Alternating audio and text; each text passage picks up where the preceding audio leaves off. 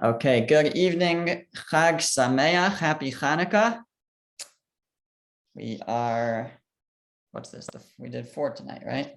Losing track already. All right, I'm getting old.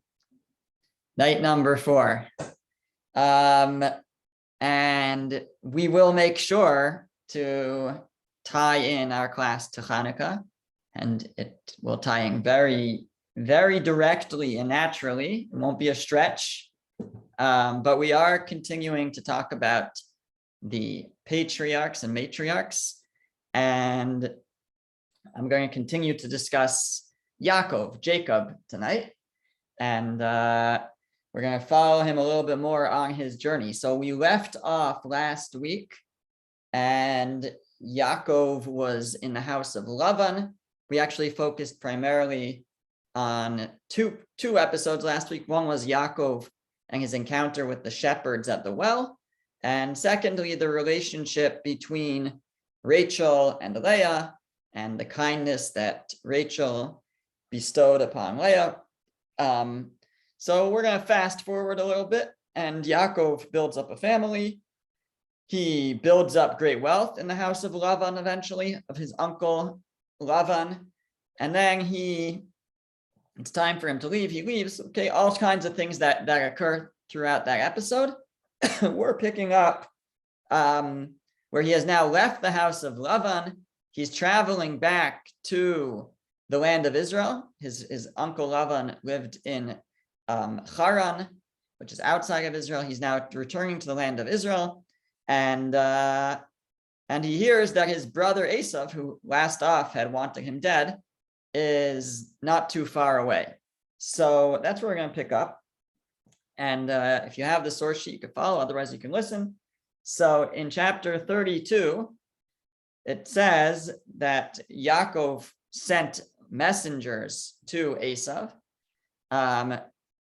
And that's where verse 7 picks up. It says the angels or the messengers, I would translate that messengers.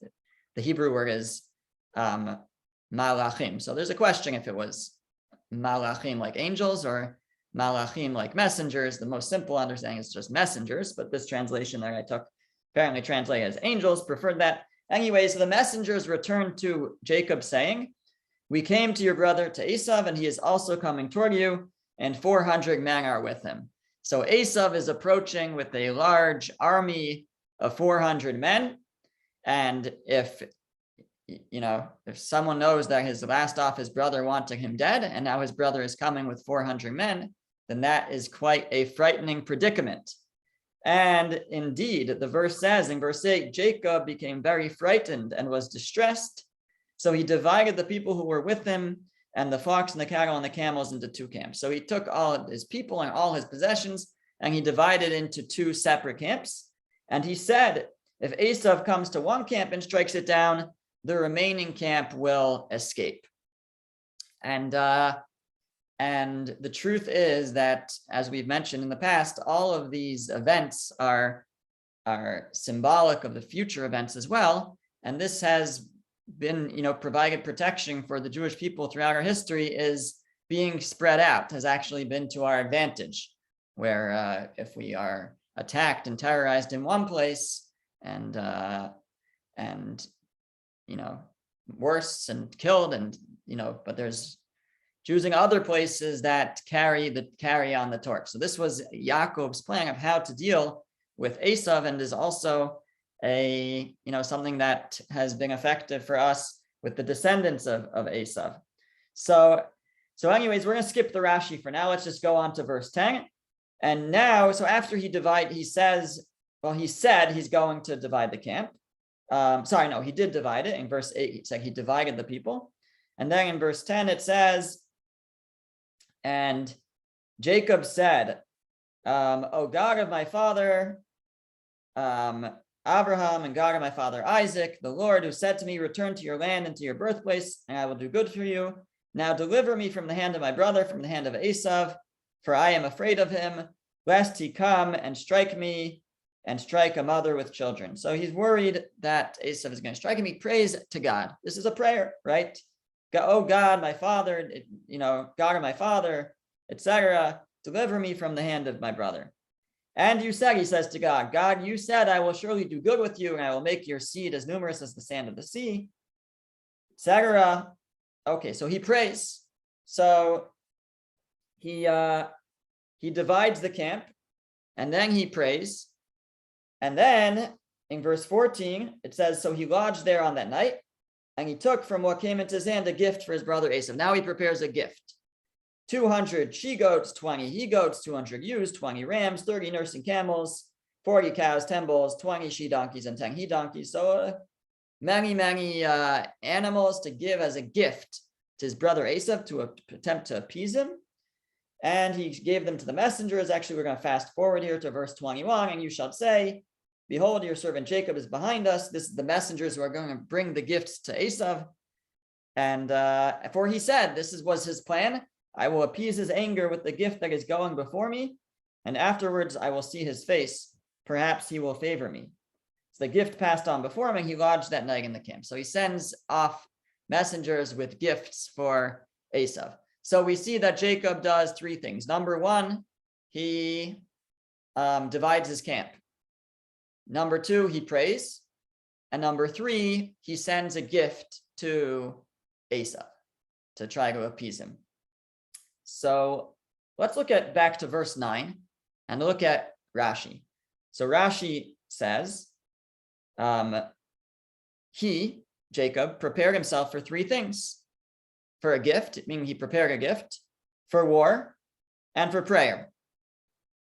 For a gift, as scripture says, so the gift passed on before him, that last verse 22 that we just read. For prayer, as it says in verse 10, God of my father Avraham. And for war, as scripture says, the remaining camp will escape. So he divided them up, and that was a preparation for war. So anything seem a little bit strange about this Rashi? Anything strike you? Rashi is very careful about his words and how he says things and what order he says things in. So it's kind of interesting that Rashi tells you the three things that Yaakov prepared for, and he starts with the last thing. Right, verse 22. He prepared with a gift. And then he tells you that he prepared for prayer, and he tells you that he prepared for war. So this is not the order that he said that it appears in the verses. It's not how it appeared. First, we had that he divided the camp, prepared for war. Then we had that he prayed, and then we had that he sent the gifts. It's also not the order of how things played out, which was, he never actually ended up needing to go to war. So that doesn't play out either. So, it could have been, you could have chosen the order of how things played out and said, first he prayed, then he gave the gift, and he prepared for war, but that never ended up happening. But Rashi doesn't choose that order either. So he doesn't choose the order that it's presented in the verses. He doesn't choose the order of how it plays out. Instead, he says that he prepared three things. Number one, he prepared a gift. Number two, prayer. And number three, he prepared for war. So why does Rashi choose to present it in this order? So Rabbi Yaakov Kamenetsky gives a beautiful explanation. He says that really what Rashi's telling you is the order of preference of what would be the best approach. Now, practically, it didn't necessarily happen in this order, but in terms of the preference for what should work. So the ideal, actually, you might think the ideal is, you're in trouble, you pray, and God saves you, and that would be first. Put that on the top of the list, prayer. But actually, what Rashi is showing us is that the ideal here is that he makes peace with his brother Esau. That's the ideal here, that he sends a gift to try to make shalom, to make peace between him and his brother. That's what comes first. That's why Rashi puts that first. Now, if along with that, he's going to pray. He's going to pray that the gift should be accepted and that he should be successful in that. And then third last would be, if it comes to it, then he also prepared for battle. But that's obviously the the worst case scenario that he's preparing for, and that's placed last. And it doesn't actually play out. He never does do battle with Esav. So what Rashi is teaching us is something very important, which is sometimes we might think, especially with relationships, I'll pray that things improve, and we should certainly pray for our relationships to improve. And part of the daily prayer is to pray for peace of all of Israel, and the person could pray for peace in their own relationships when they pray that prayer.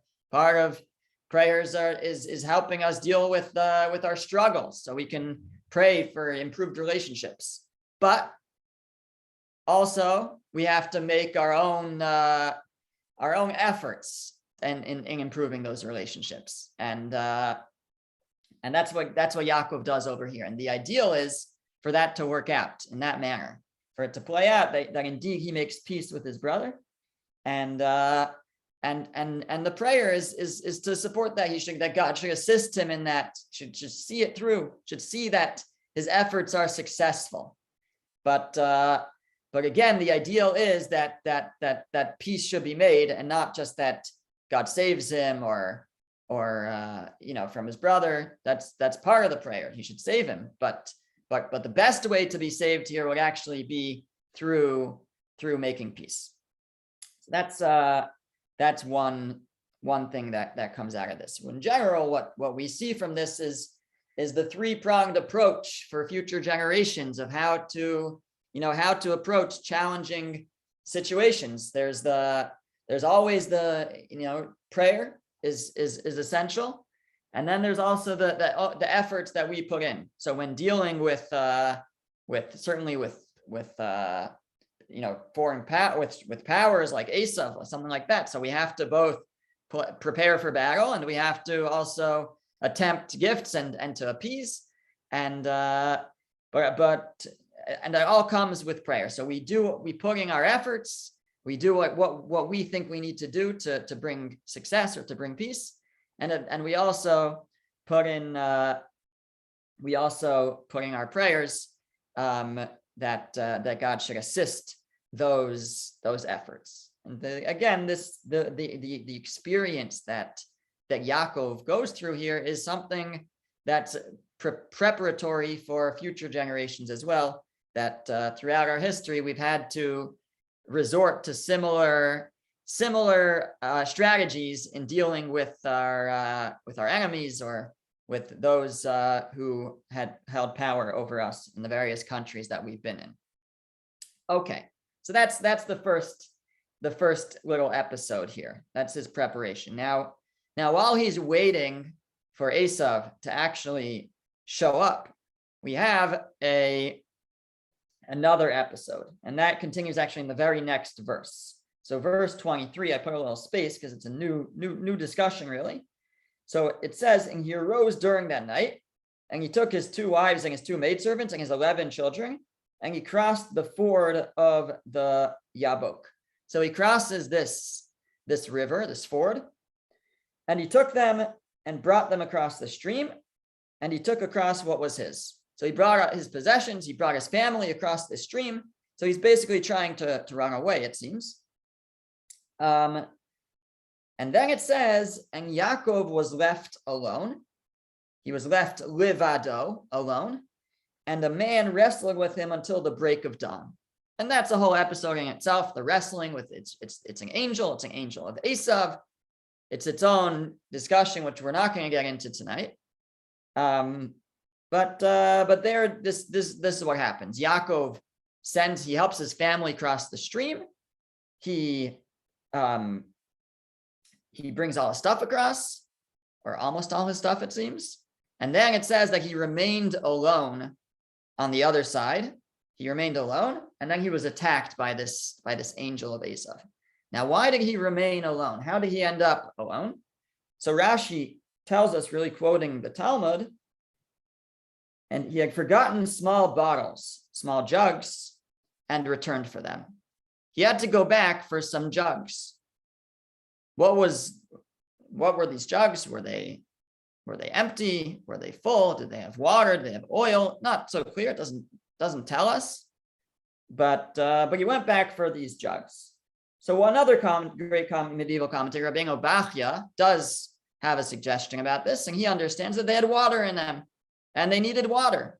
He went back because he needed water. So he says as follows. He says, first of all, where does this come from that he went back for a jug?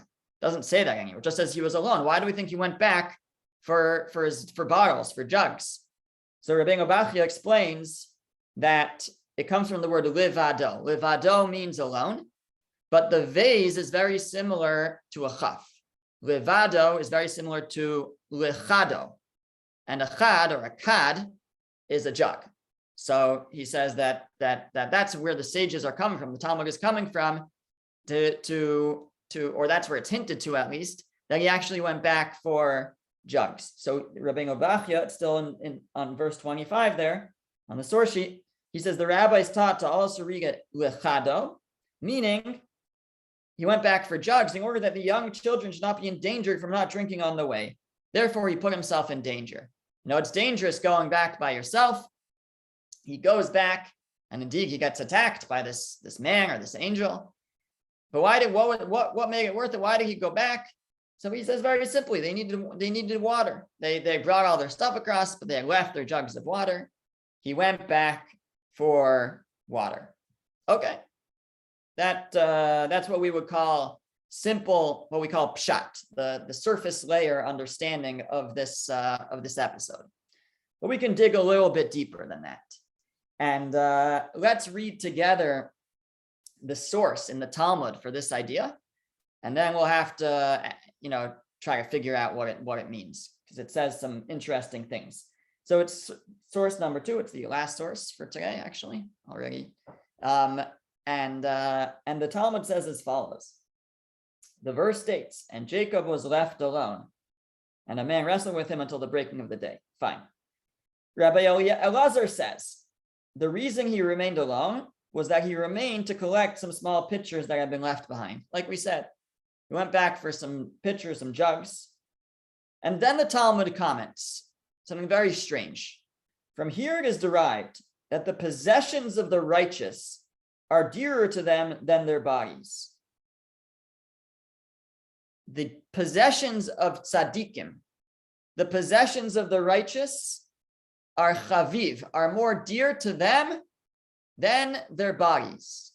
Now that, based on everything that I've ever learned about Judaism, is a very strange statement, because we always teach that possessions are not important. It's temporal. What you amass in this world is it's not about the pursuit of material wealth. So, to say that the possessions of the righteous are more dear to them than their bodies, really? That's so important? His jugs, like he can't miss even his jugs. Everything, money is so important to him, but possessions are so important to him. What is that? Why? What does that mean? Now, to further complicate it, it goes on and it says, and why do they care so much about their possessions? Because they do not stretch out their hands to partake of stolen property. Because the righteous, they don't steal. So therefore, their possessions are very valuable to them. Everyone else who steals, so they don't care so much about their possessions. But because the righteous don't steal, they care very much about their possessions. It's very confusing to me. I don't really know what this is supposed to mean. So we'll have to try to figure that out together. So let's start on the most simple level. So Rabbi Chaim Friedlander, he says very, very simply, he says he understands that what the Talmud is saying here is that you know why the possessions of a righteous person are so dear to him? Because he's worried that if he doesn't have them, he might steal. That's what it means. It means that, why it's so dear to us? Why it's so dear to the righteous? Because the righteous don't steal. And and therefore every possession is so dear to them because otherwise they might be tempted to steal. That's a little bit strange because I thought they're the righteous. The righteous are tempted to steal. So he says that it's a, how do we understand that? Yaakov, he's worried that he's going to steal. He needs his jugs because otherwise he might try to rip some off of someone else. Really? And the answer is yes, he is worried about that because the greater a person is, the more worried they are, the more concerned they are that they might come to sin. Somebody who's less righteous says, yeah, it's fine. I'm not going to be tempted. It's not, nothing can tempt me. But somebody who realizes the gravity of a sin, it seems like a simple thing, it's not the biggest deal, but somebody who recognizes the gravity of such an act is very concerned that they might come to do such a thing. And therefore they take all the steps necessary to make sure that doesn't happen. Rabbi Yisrael Salanter, the great Musar leader, the founder of the Musar movement, he was once at the home of a wealthy person, collecting for his yeshiva, and he sat down to meet with this wealthy person. And this rich man pulled out his safe, his coffer, and he opened it up. He was about to pick out a donation to give to Rabbi Yisrael Salanter, and before he had a chance to do it, somebody called him from the other room, and he said, "Excuse me, I just have to go to the other room for a moment." And he left this safe, this coffer, open on the table. So a second later, the rich man sees Rabbi Yisrael Salanter is out in the hallway with him. And he said, "What are you doing? I thought I told you to wait inside." So Rabbi Yisrael Salanter said that I can't. I'm concerned that if I stay inside with that open safe, that I might come to take from it. Now, this was Rabbi Yisrael Salanter. This was the founder of the Musar movement. This was someone who had complete control over every action, every emotion. He was not going to steal from it. But the greater a person is, the more they realize the gravity of the slightest wrong, the slightest wrong move. When we're walking in our lives before the King of Kings, the Master of the universe. So our actions make a difference. They're important. And the greater a person is, the more that they realize that every act, every move, every word is significant. And every sin is so grave. When I teach Jewish law, halacha, so halacha is very complicated because there's biblical law and then there's rabbinic law. And the rabbis put layer upon layer, sort of a protection of the biblical law. So the truth is that keeping Shabbos on a biblical level is actually pretty simple. There's plenty of things a person could do that transgress a biblical prohibition of Shabbos, but the rabbinic prohibitions just make it much, much more complicated. And there's way more rabbinic, law than biblical law. So there's protection upon protection so that a person doesn't come to transgress a biblical commandment. And when I teach, I tell people that the reason, sometimes it seems like, why did the rabbi say you can't do this? I'm really going to come, if I do this, then I'm going to come to do the biblical prohibition. Come on, it's such a far, it seems so far-fetched to imagine that I'll give you an example. It says one of the laws of Shabbos is you can't harvest on Shabbos. So you can't pick a fruit off a tree. You can't break a stick off a tree. So the rabbi said you're not allowed to ride a horse on Shabbos. Now that's not there's no actual prohibition of riding a horse on Shabbos. The rabbis invented a rabbinic prohibition. The concern was if you'll ride the horse, you might rip a stick off a tree to use as a whip for the horse. It seems a little bit, far-fetched that somebody might do that. Why do they? But I think the idea for me, it seems that way. But that comes from a lack of appreciation of the severity of the biblical prohibition. The rabbis, the sages appreciated how serious that it is to transgress a biblical prohibition, and therefore they put layers and layers of protection. So similarly, I think it's a similar idea to what we're saying now. The Rabbi Yisrael Salanter, he appreciated what it means to steal, how severe that is, how serious that is, and therefore he was like, I don't want anything to do with this. If there's an open safe box here, I'm in the hallway, because I don't want anything to do with this. Another example of this in Jewish law is the laws of yichud. We have laws that limit a man and a woman who are not married, or in certain relationships, from being alone together, because things happen. And while you might say, well, that person's so righteous, like, why are they concerned about the laws of yichud? Why are they keeping those laws and not secluding themselves with someone? They're not going to do anything. But again, an appreciation for the severity also of these prohibitions lends itself to more care about it, and to not become secluded with someone who is forbidden to them.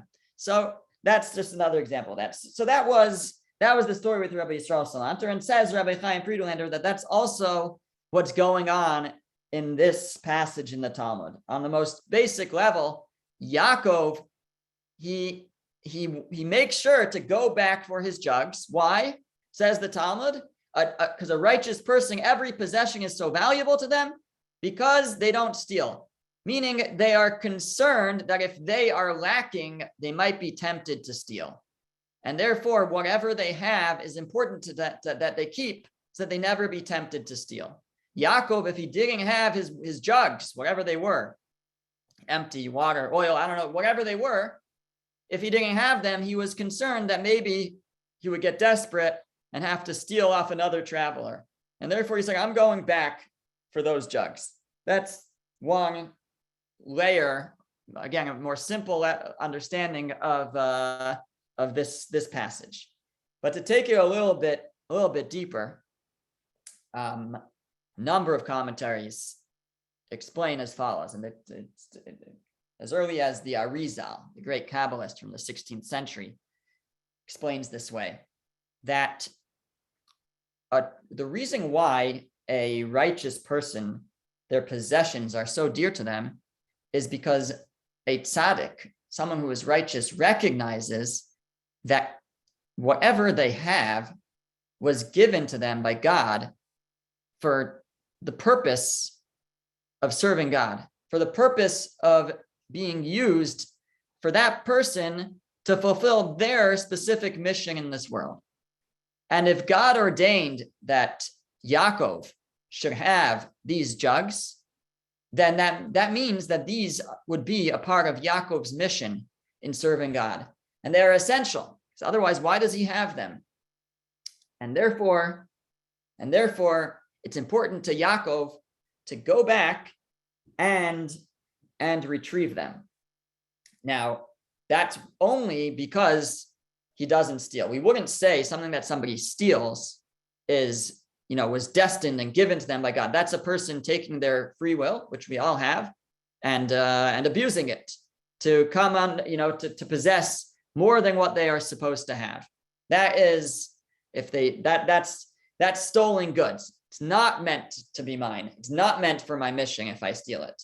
But if it's something that came to me through honest means, then it's something that is important that I have for my mission, that I should use it somehow in the service of God.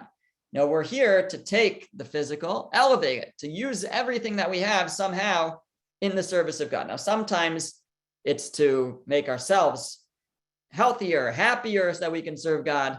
But it's really ideally meant to be used with that in mind. Anything that we have is meant to be channeled in some way to the service of God, either for our own spiritual, emotional, physical health, so that we can serve God, or to then be used actually in chesed, kindness, tzedakah, charity, or other means. So Yaakov recognizes this. If I have it, then it is then I have it for a reason. And therefore, it's important to him. He feels that he should go back for those jugs, even though they seem like such a simple thing, they're not so valuable. He still feels that he should go back for them. And that comes from a recognition that whatever we have because God ordained that we should have it. To give a little analogy, imagine a person, he's very poor. He wants to do the mitzvos. He wants to fulfill the commandments, but he doesn't have what he needs to do so. And he prays and he begs God. And one of the things that he would like to do is to be able to wash his hands, netilas yadayim, right? Like we wash before we eat bread, but he doesn't have a cup to wash with. And one night he has a dream, and in the dream, God comes to him and God says, I'm going to give you, since you want to do the mitzvos, you want to fulfill the commandment so badly, I'm going to give you a washing cup to wash with. And he wakes up in the morning, and lo and behold, right there next to his bed is this pewter washing cup. And he's so elated, he's so excited. It's a gift from God, this cup. Well, the guy's life from that point on starts to turn around somehow. And he becomes very, very wealthy. And he amasses much wealth. And he has now beautiful furniture, ornate, imported, the nicest stuff in the world. And he's busting out of his home. It's time to move. And he hires a moving company. And the movers come and they pack everything up. And they bring it to his new mansion. And they start to unload everything. And he's looking through all the beautiful furniture and the beautiful gold and silver, vessels, everything that he has. And he's looking for his old pewter washing cup, and he can't find it. And he says, he asks the movers, did you find the washing cup? And they say, oh, that old thing. Yeah, we didn't think that you wanted it anymore. We left it at the old house. And he rushes back to the old house to retrieve his pewter washing cup. And the movers are like so surprised. Why is this so important to you? Why do you care so much about it? So he says, you don't understand. This cup was given to me directly from God. That's why it's so important to me. I wouldn't go anywhere without it. This is so, even though it's not nearly as valuable as these other possessions, the fancy furniture and the gold and silver and everything that I have, but it's so important to me. So that's the parable, the analogy. So what do we see from this? So a tzaddik, someone who's righteous, recognizes that's the case for everything. Everything that we have can be viewed in that way. Everything that we have is a gift directly from God. And God says, I'm giving this to you because I want you to do something positive with it. I want you to use this in my service, to make the world a better place, to do mitzvos, to perform good deeds. And if we view every possession that we have that way, then it becomes much more valuable to us. And Yaakov views it this way. And therefore, even for the smallest jugs, simple jugs, he's willing to go back and get them. Now, again, that's only true for possessions that come to us honestly. If they come to us through if they're stolen, so then we don't say, oh, this was ordained for me. And no, that was somebody abusing their free will to come to possess things that they weren't supposed to have. So that's what the Talmud is saying, that the possessions of the righteous are very dear to them. And why? Because they don't steal. And therefore all their possessions are theirs. They recognize they're all meant for them. It was ordained that they should be theirs to be used in the service of God.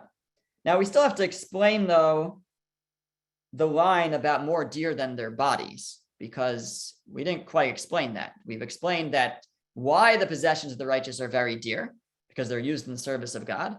But the way that the Talmud says is even more dear than their bodies. Well, their bodies are also used in the service of God, right? We need our bodies to serve God. So why is it expressed that way, that they're even more dear than their bodies? So I'm going to offer two explanations. The second one I like better than the first one, but we'll say both. They're both good. The first is from Reb Chaim Friedlander, and he explained, actually based on a story. He's quoted a story that involved the Chafetz Chaim, Rabbi Yisrael Meir Kagan, the great author of many important works, and he lived pre-war. He died in 1933 in Radin, and was one of the leaders of that generation. And he had a yeshiva in Radin, and amongst his students were some of the greats that followed him. One was Rabbi Yosef Kahanemer, who was known as the Panovich Rav. He was the rabbi in the city of Panovich, I think, and eventually, after escaping the war, he started the Panovich Yeshiva in Bnei Brak in Israel, which is one of the largest yeshivas in Israel, and he studied under the Chafetz Chaim in Radin, and he studied with another great Rabbi Elchanan Wasserman. Rabbi Elchanan Wasserman went on to lead a yeshiva of his own in Kamenetz, Poland. Rabbi Elchanan Wasserman actually was in America in 1939, I think, when the war was breaking out, and he decided, knowing full well that he was going right back into the fire, to go back to Europe to be with his students. And he said, whatever happens to my students happens to me. And Rabbi Wasserman actually perished in the Holocaust along with his students, but he made that decision to go back. But his writings are we still have, and were a tremendous contribution. So anyway, so Rabbi Wasserman and Rabbi Kahaneman were studying in the yeshiva of the Chafetz Chaim, and they were looking for a certain book they needed, and they didn't have it in the yeshiva.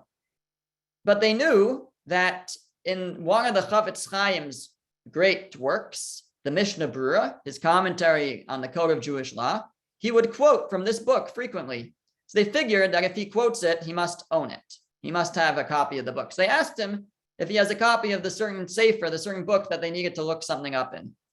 And so they're surprised. The Chafetz Chaim said, actually, I don't have it. So they said, well, how did you quote it so much in your work? He said, well, I borrowed it. And then the Chafetz Chaim said something that was somewhat confusing to them, but he said that I'm not sorry about the books that I don't have. I'm sorry about the books that I do have. So what did he mean by that? So he explained that instead of having the books in my head, I have the books on my shelf. Meaning, any book that I own, I had to get through putting in time to earn money to then go and buy the book. Well, during that time that I was working to earn the money to buy the book, I could have learned a different book and had it in my head. So instead, I have a book on my shelf instead of having it in my head. That was what he told them. And but what he was trying to bring out was the value of every moment. Owning something.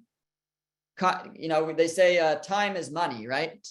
So yeah, time is money, but actually, money is time. Meaning anything that he owns took him time, and if it took him time to earn money, that means that was time lost from spiritual pursuits, from studying Torah, from mastering Torah, which he did quite well, mind you. But time. So people say time is money. No, money is time. To earn money takes time, and that's time that could be spent on other things.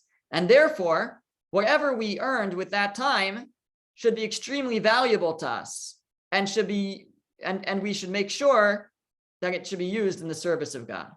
And that's what Rabbi Chaim Friedlander says is what is the intent over here of this passage in the Talmud. that the possessions of the righteous are more dear to them than their bodies, in that our possessions came to us through investment of time that could have been used in other spiritual pursuits. That means we have to use those possessions for spiritual pursuits, to achieve our mission. Our bodies, there's time spent on that also, but not in the, we don't look at it in the same way. We didn't acquire our bodies through time investment. So that's according to him what it means. What it's saying is that for the righteous, their time or their possessions are more valuable than their bodies, in that they know that there was an investment of time, and that time is very dear. That time is very valuable. That time should be used in pursuing our mission, pursuing our goals, and therefore whatever is derived from that time, the possessions that are derived from that time, should be channeled towards service of God. That's how he explained it. Now, an alternative explanation is actually a little bit simpler, and speaks to the words very well. And that is the reason why, for a righteous person, their body or their possessions are more valuable than their bodies. What it means is as follows. A person who is all about material pursuits, about pleasure in this world, physical pleasure, material pleasure. So the reason why they acquire possessions is in order to derive pleasure from them, to serve their bodies, to serve their body. And so every time that we want to earn money or acquire possessions, we have to make a calculation. Is this going to be a benefit to is this going to bring pleasure to my body? Is it worth the cost, the effort to do this? Will it ultimately overall bring pleasure to me? Or is it not worth the effort, because the effort, the strain, the pain that I have to go through to acquire these possessions is not worth the benefit that it will bring me? So that's the calculation that somebody makes if they're looking for pleasure from their possessions. If they're looking for material gain, if they're looking for physical pleasure, so then, and the purpose of their possessions is to serve themselves. So then the value of their possessions, that is their value, is whether they will bring me pleasure. But if I have to walk all the way, back across a river to go get a couple of jugs of oil or water, or whatever it is, these jugs, it's not worth it. That's not going to, the little pleasure that it will bring to my body once I get it is not worth the effort, the pain that I have to go through to get it. So to somebody who is not righteous, somebody who is more about the material gain, so then their body is more valuable than their possessions, in that the possessions are there just to serve their body. And therefore, if going back to get the possessions takes effort and strain, it's not worth it. It's I don't go back. However, if somebody recognizes, like we're describing, that the purpose of our possessions are not to service ourselves, they're not just to bring ourselves pleasure, but they're to help us serve God and to achieve our mission, our purpose. So then I don't weigh the effort of going back based on, is it worth it for me? Is it worth the effort? Is it going to bring me pleasure overall to go back and get these? I go back and get them because I recognize that these are necessary for me. They've been ordained, they've been given to me in order to serve God. And therefore I should go back and get them no matter what the effort involved. And that's what it means. What it says, this is an explanation of Rabbi David Cohen. When it says that one should go back, when it says that the possessions of the righteous are more dear than their bodies, doesn't mean that literally that it's more valuable than our bodies. What it means is that it's more dear than the effort and the pain that we might have to go through to acquire those possessions, or to get back those possessions. Meaning it's worth the investment. It's worth it for Yaakov to go back, even though overall the pleasure versus effort, it's not really worth it. But that's if he's doing it for himself. It's not worth it. Somebody who's just looking for pleasure isn't going to go back for those jugs. but somebody who's looking to use them in the service of God, that's their possessions are more valuable than the pain that they're going to afflict on their bodies and the effort that it's going to take to go get them. The possessions are more valuable because those possessions are going to be used in the service of God. That's what this passage is saying. When it says Yaakov goes back to get these small jugs, from here it's derived that the possessions of the righteous are dearer than their bodies. It means the righteous recognize that these possessions are granted to them to be used in the service of God, and therefore, even if it's a little extra effort and not really worth it in terms of my own pleasure to go back and get them, but it's not about me. It's about using these to serve God, and therefore it's worth the effort. Okay, now what does this have to do with Hanukkah? The last 10 minutes. So it seems to have very little to do with Hanukkah, but if you think about it, you'll find a connection. The connection is the jug, right? We know that the miracle of Hanukkah, one of the miracles of Hanukkah, revolves around a jug of oil. The Greeks ransack the Beis Hamikdash, the temple. They defile all the oils that are used to light the menorah. When the righteous Kohanim, the Maccabees, the Chashmonaim, they come back into the temple and they want to light the menorah. They can't find any oil. And finally, after searching all over, they find one jug of oil that still has the seal of the high priest, and they're able to use that jug of oil to light the menorah, and the miracle occurs. It lasts 8 days and 8 nights. So the truth is that the Midrash connects that miracle to this episode with Yaakov. The Midrash, there's a Midrash it's actually very vague. There's a Midrash that says that we find that God said to Yaakov, to Jacob, you sacrificed yourself for a small jug for me. I myself am going to repay your descendants with a small jug. That being the Chashmonaim, the Maccabees, that I will make a miracle for them with a jug. That's what the Midrash says. And what is this Midrash referring to? Where does Yaakov sacrifice himself for a small jug? The commentaries suggest it's talking about what we are talking about this evening. When Yaakov goes back for a small jug, for a jugs, he goes back for those jugs. So he sacrifices himself to go and do that. And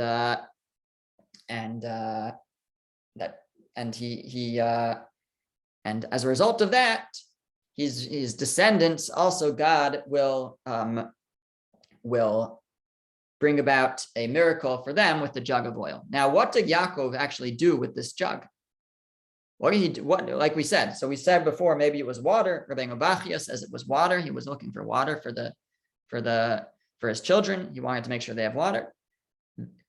Later in the same Torah portion, we find that Yaakov returns to a place that he had been before, where he had built a monument, and there he pours oil as an offering to God. The commentaries, some commentaries understand that that's what Yaakov did with this oil, with these jugs. He went back, it wasn't water, it was oil. He went back for these jugs of oil. He understood that if he had oil, he was meant to use it in the service of God. And therefore he put in extra effort to go back and get it, because he knew if God gave it to me, it's part of my mission. I should use it in the service of God. Even if it's a bit of a sacrifice to go back, it's an effort, but serving God is more dear to me than the effort, more dear to me than my body. And he goes back and he retrieves those jugs of oil. And later we find that he pours oil, a libation, as an offering to God, perhaps from that very same oil. And as a result of this, his descendants merit the miracle of the oil. I think the connection goes a little bit deeper. The Bach, Rabbi Yoel Sirkis, asks, why is it that when it comes to Purim, Purim and Hanukkah are both rabbinic holidays, but they're quite different, obviously.